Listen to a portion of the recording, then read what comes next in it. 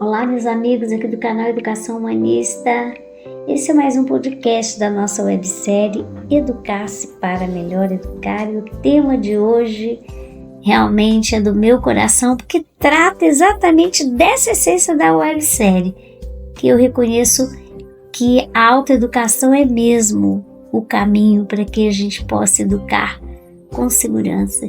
E você que é novo aqui no canal, já vou me apresentando, eu sou a professora Sheila Fontinelli, doutora em Educação, com formação em Psicopedagogia, também sou pesquisadora em Formação e Desenvolvimento Humano, e esse canal aqui ele foi criado para todos aqueles que abraçaram essa missão de educar com seriedade, com valores, né? Quer sejam pais, professores, família. Então sejam muito bem-vindos mesmo, mas olha, vamos lá, vamos à nossa conversa de hoje.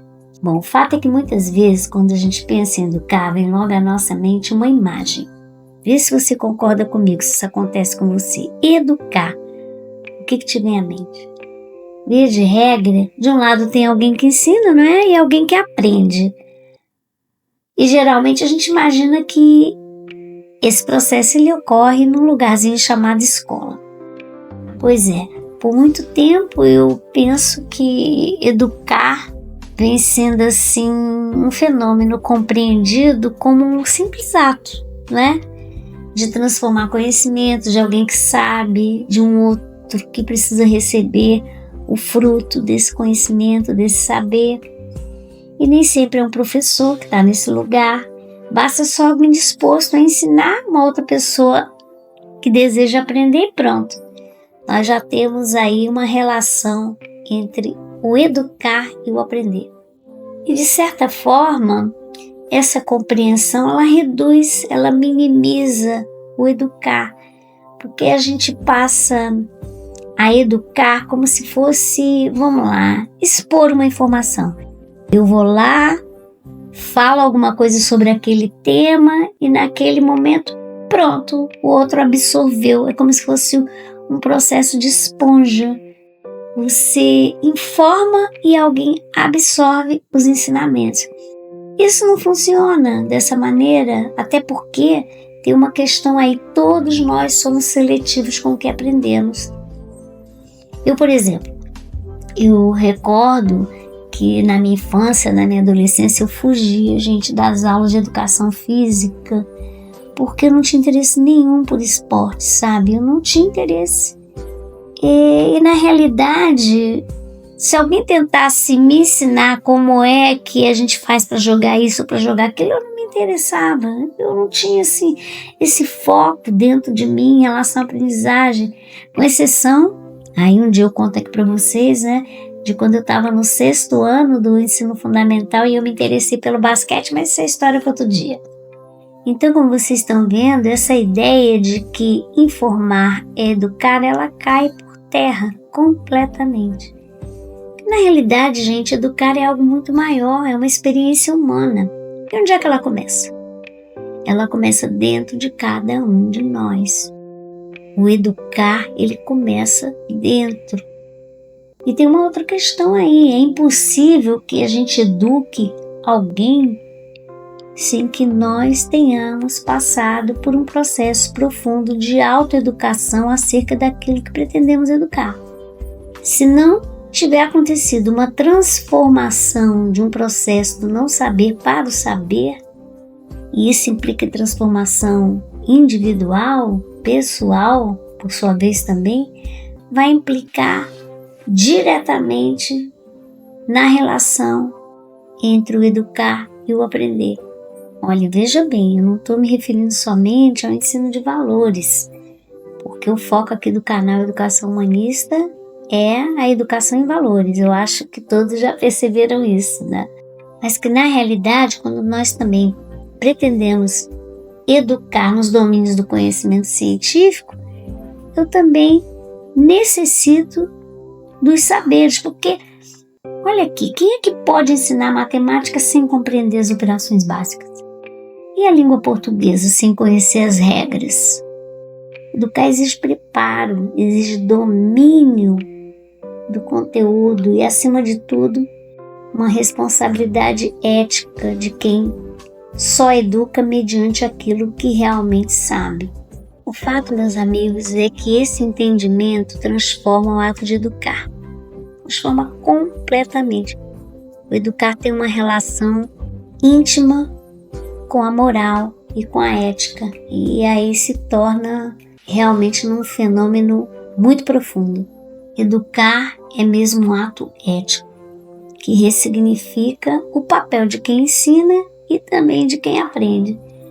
E mais do que isso, eu até diria o seguinte, que desloca o centro da educação para dentro de cada um. Então, aquela ideia de que a educação ocorre na escola enquanto locus físico, mas ela começa no plano imaterial, no metafísico. Ela acontece dentro de nós, porque no fim das contas, ou no fundo mesmo, o único lugar onde verdadeiramente nós partimos para ensinar e aprender dentro de nós mesmos. E como eu dizia, né, os espaços físicos, a escola, em casa, a sala de aula, são cenários. Cenários em que esses processos, eles se desenrolam e que vão revelar, sim, é lá no mundo físico que haverá revelação se houve uma transformação interna, se eu estou pronto para educar, se eu estou preparada para educar. É nesses lugares sim que o educar e o aprender eles vão se materializar, mas vão deflagrar o meu preparo, o meu planejamento, o meu domínio, a minha didática, o meu conteúdo. Eu não estou falando só com professores não, estou falando com a família também. Parece tão simples, né, tudo isso que eu estou dizendo, mas por detrás dessas afirmativas todas que eu estou fazendo aqui há uma complexidade enorme que nos leva a muitas reflexões. Porque educar exige uma construção interna e educar dá trabalho, gente. E se autoeducar, então, aí é que é. A começar se perguntando, será que aquilo que eu me proponho educar é um conhecimento vivo dentro de mim? Ou ainda outra pergunta, será que o que eu pretendo educar é um valor?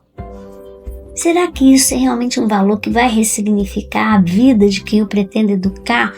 Porque o educar é um bem pensar, é um bem fazer. Mais ou menos assim como eu estou dizendo, essas perguntas nos remetem a pontos muito reflexivos em relação ao educar. Então, por exemplo, se eu quero ensinar alguém a ser gentil, eu compreendo mesmo o que é a gentileza? Entendo que esse é um valor relevante? E mais ainda, eu sou mesmo gentil para ensinar alguém a ser gentil? Ou esse estado de gentileza, ele só desponta quando alguém me empresta alguma coisa, quando me faz algum serviço? A gentileza por boa educação, quando a gente diz muito obrigada, né? Então, como vocês estão vendo, ser gentil, que é um valor, né? A gentileza é um valor.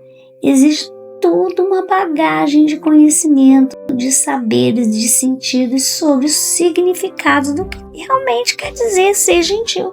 Então, a gentileza, por exemplo, eu na minha realidade, eu tenho descoberto que é uma experiência do sim, que ela começa com a gentileza que eu preciso, inclusive, ter comigo. Então, por exemplo, eu sou gentil comigo quando eu respeito os meus limites. Estou sendo gentil comigo. Quando eu não me cobro além do necessário, quando eu me perdoo pelos erros, mas criando estratégias internas para não repeti-los, porque também de que adianta isso? Isso tudo é gentileza que você vai tendo consigo. Quando eu escuto as minhas necessidades mais profundas e não só as urgências da minha vida interna e da minha vida externa, né? Porque tudo isso vai bater lá fora. E eu tenho percebido que essa gentileza interior, enquanto conhecimento, é um conhecimento. É a base para eu poder ensinar quem quer que seja a ser gentil. Como é que eu vou oferecer a gentileza como ensinamento se eu não tenho tudo isso forjado por dentro? Se eu não me trato com consideração, né? E tudo isso que eu falei aqui.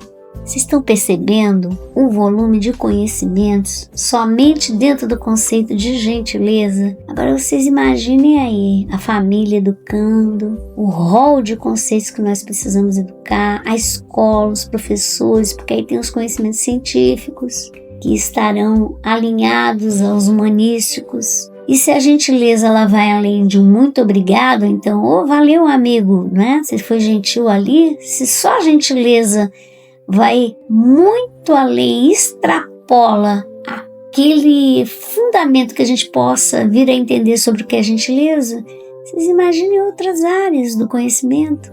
Bom, pessoal, o que eu quero dizer para vocês é o seguinte, guarda mesmo isso que eu vou trazer agora. É preciso conhecer para educar.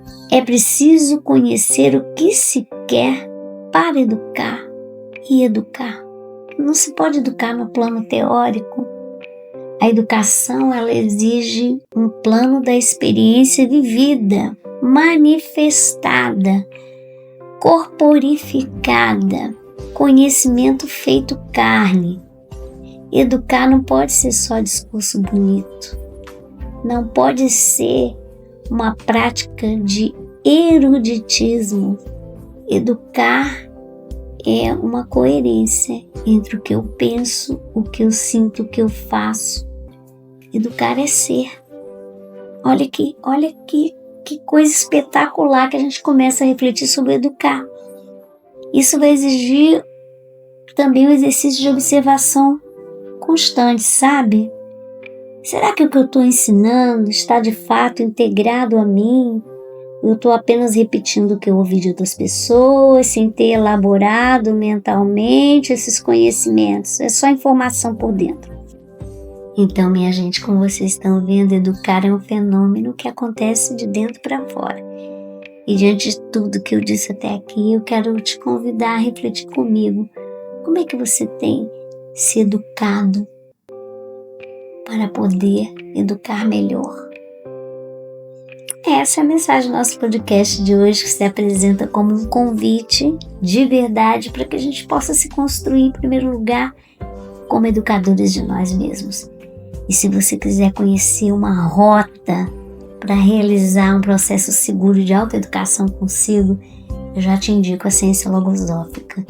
Estou sempre falando da logosofia aqui, que também é uma pedagogia e cujos conhecimentos têm me ajudado na construção em direção à minha transformação interna, a que eu seja um ser humano melhor. Olha, muito obrigada por ter estado comigo até aqui, por ter se feito de presença, e se puder, vou te pedir uma gentileza, já que a gente falou de gentileza. Passa esse vídeo para outras pessoas, para outros educadores, pais, professores, pedagogos. Convidem outros educadores para estarem aqui conosco.